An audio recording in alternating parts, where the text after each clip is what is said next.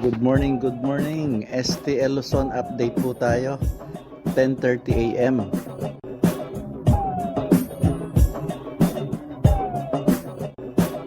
Good morning po dyan sa mga taga Baguio City. Kumusta po kayong lahat dyan?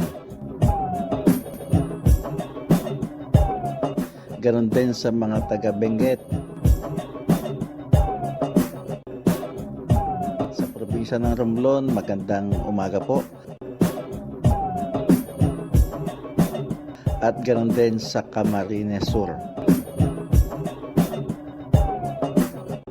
Good luck po STL players, tunghayan na po natin ang ating update para sa umagang ito.